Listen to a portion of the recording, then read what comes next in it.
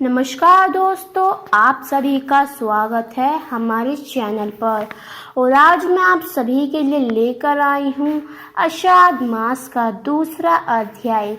भगवान श्री कृष्ण आगे बोले, हे प्रिय, जब गुणवती को राक्षस द्वारा अपने पति एवं पिता के मारे जाने का समाचार मिला तो वह विलाप करने लगी। हाँ नाथ, हाँ पिता, मुझको त्याग कर तुम कहाँ चले गए? मैं अकेली स्त्री तुम्हारे बिना क्या करूं? अब मेरे भोजन वस्त्र आदि की व्यवस्था कौन करेगा? घर में पूर्वक मेरा पालन पोषण कौन करेगा? मैं कुछ भी नहीं कर सकती, मुझ विधवा की कौन रक्षा करेगा? मैं कहाँ जाऊं? मेरे पास तो अब कोई ठिकाना नहीं रहा। इस प्रकार विलाप करते हुए गुणवती चक्कर खाकर धरती पर गिर पड़ी और बेहोश हो गई। हे प्रिया, एकादशी और आषाढ़ व्रत मुझे बहुत ही प्रिय है। इनसे मुक्ति, भुक्ति, पुत्र तथा संपत्ति प्राप्त होती है। आषाढ़ मास में जब तुला राशि पर सूर्य आता है तब ब्रह्म मुहूर्त में उठकर स्नान करने व व्रत व उपवास करने वाले मनुष्य मुझे बहुत प्रिय है, क्योंकि यदि उन्होंने पाप भी किए हो तो भी स्नान व्रत के प्रभाव से उन्हें मोक्ष प्राप्त हो जाता है। आषाढ़ मास में स्नान, जागरण, दीपदान तथा तुलसी के पौधे की रक्षा करने वाले मनुष्य साक्षात भगवान विष्णु के समान हैं।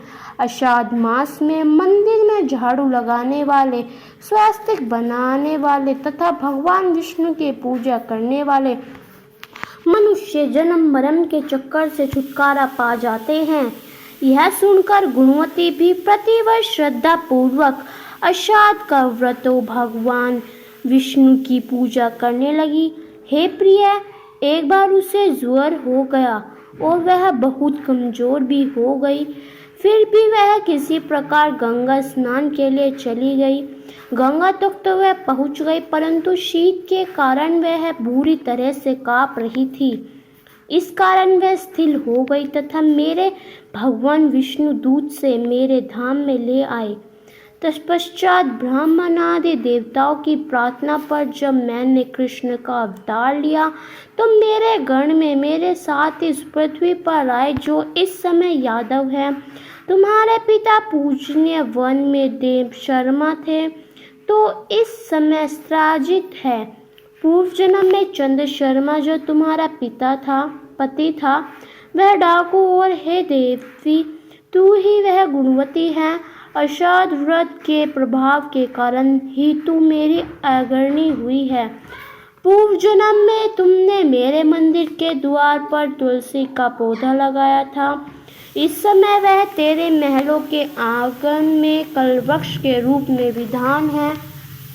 उस जन्म में जो तूने दीपदान किया था, उसी कारण तुम्हारी देही इतनी सुंदर है और तुम्हारे घर में साक्षात लक्ष्मी का वास है, क्योंकि तुमने पूर्व जन्म में अपने सभी व्रतों का फल प्रतिस्वरूप विष्णु को अर्पित किया था।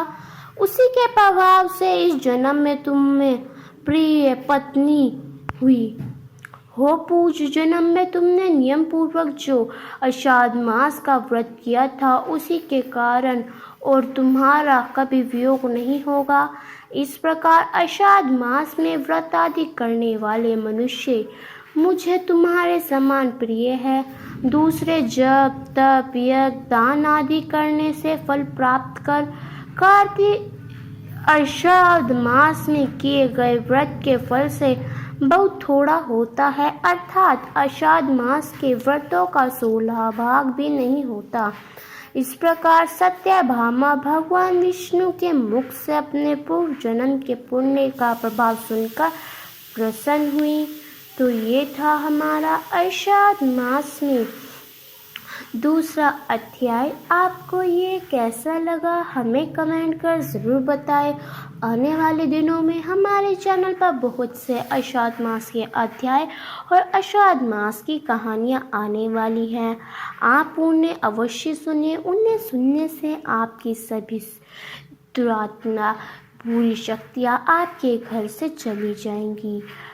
आपको ये कैसा लगा हमें कमेंट कर ज़रूर बताएं और अंत तक हमारे साथ बने रहने के लिए आप सभी का बहुत बहुत धन्यवाद।